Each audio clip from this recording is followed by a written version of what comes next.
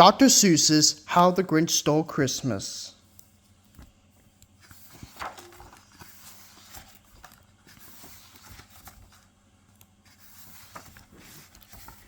Every Who down in Whoville liked Christmas a lot. But the Grinch, who lived just north of Whoville, did not. The Grinch hated Christmas the whole Christmas season. Now, please don't ask why. No one quite knows the reason. It could be his head wasn't screwed on just right. It could be perhaps that his shoes were too tight. But I think the most likely reason of all may have been that his heart was 2 sizes too small. But whatever the reason, his heart or his shoes, he stood there on Christmas Eve hating the Whos, staring down from his cave with a sour, grinchy frown at the warm, lighted windows below in their town, for he knew every Who down in Whoville beneath was busy now hanging a mistletoe wreath. And they're hanging their stockings, he snarled with a sneer. Tomorrow is Christmas, it's practically here. Then he growled, with his Grinch fingers nervously drumming, I must find some way to stop Christmas from coming. For tomorrow, he knew, all those Who girls and boys would wake bright and early. They rushed for their toys, and then, oh, the noise, noise. That's one thing he hated, the noise.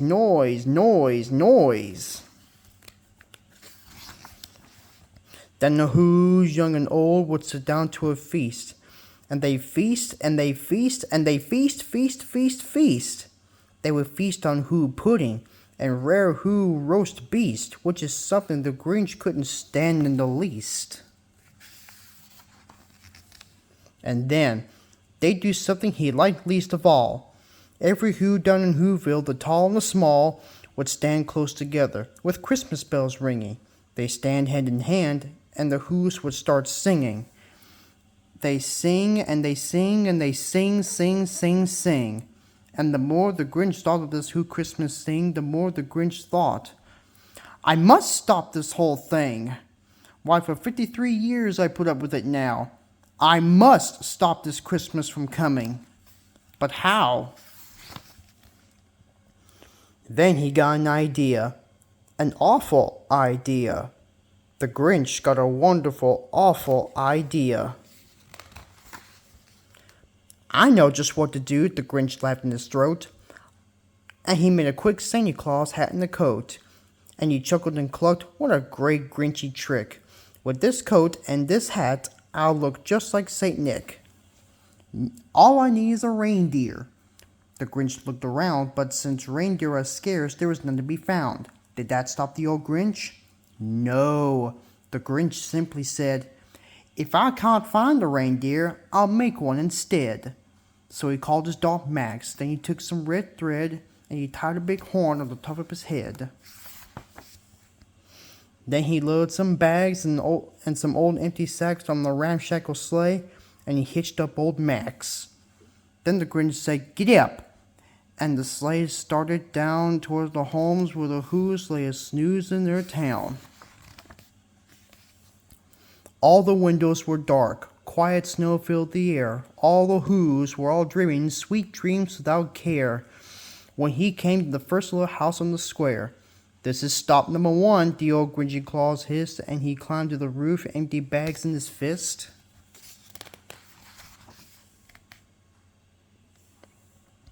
Then he slipped down the chimney, a rather tight pinch, but if Santa could do it, then so could the Grinch. He got stuck only once for a moment or two. Then he stuck his head out of the fireplace flue where the little Who stockings all hung in a row. These stockings, he grinned, are the first things to go.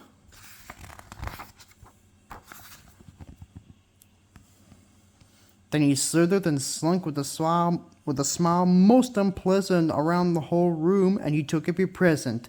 Pop guns and bicycles, roller skates, drums, checkerboards, tricycles, popcorn and plums, and he stuffed them in bags. Then the Grinch very nimbly stuffed all the bags one by one up the chimbley.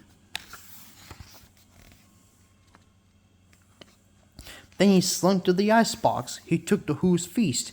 He took the whole pudding. He took the roast beast. He cleaned out the icebox as quick as a flash. Why, that Grinch, he even took the last can of Who Hash. And then he stuffed all the food up the chimney with glee. And now, grinned the Grinch, I will stuff up the tree.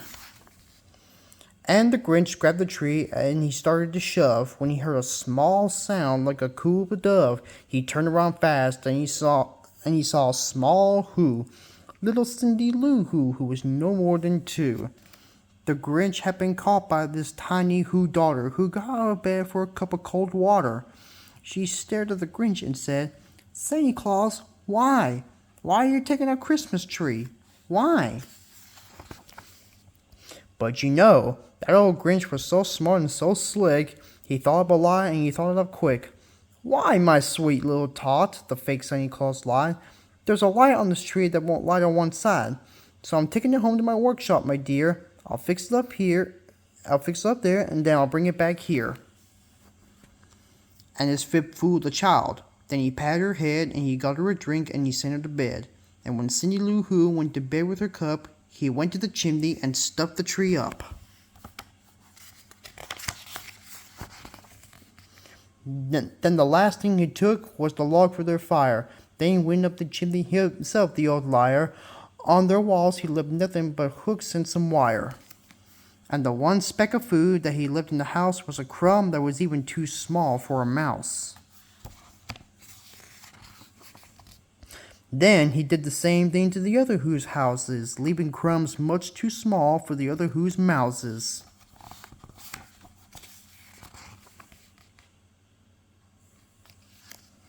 It was 1/4 dawn, all the Who's still abed, all the Who's still a snooze, when he packed up his sled, packed up with their presents, the ribbons, the wrappings, the tags, and the tinsel, the trimmings, and the trappings. 3,000 feet up the side of Mount Crumpet, he rode with his load to the tip-top to dump it. Pooh-pooh to the Who's, he was grinchiously humming. They're finding out now that no Christmas is coming. They're just waking up. I know just what they'll do. Their mouths will hung open a minute or two. Then the Who's down in Whoville will all cry, "Boo-hoo!" "That's a noise," grinned the Grinch, "that I simply must hear." So he paused, and the Grinch put a hand to his ear, and he did hear a sound rising over the snow. It started low, then it started to grow. But the sound wasn't sad. Why, this sounded merry. It couldn't be so, but it was merry, very. He stared down at Whoville. The Grinch popped his eyes, then he shook. What he saw was a shocking surprise. Every Who down in Whoville, the tall and the small, was singing without any presents at all. He hadn't stopped Christmas from coming. It came. Somehow or other, it came just the same.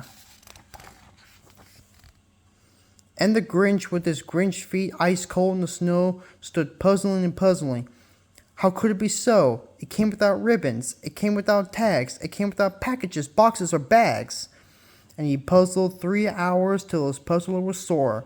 Then the Grinch thought of something he hadn't before. Maybe Christmas, he thought, doesn't come to the store. Maybe Christmas, perhaps, means a little bit more. And what happened then? Well, in Whoville they say that the Grinch's small heart grew 3 sizes that day. And the minute his heart didn't feel quite so tight, he whizzed with his load through the bright morning light, and he brought back the toys and the food for the feast. And he himself, the Grinch, carved the roast beast.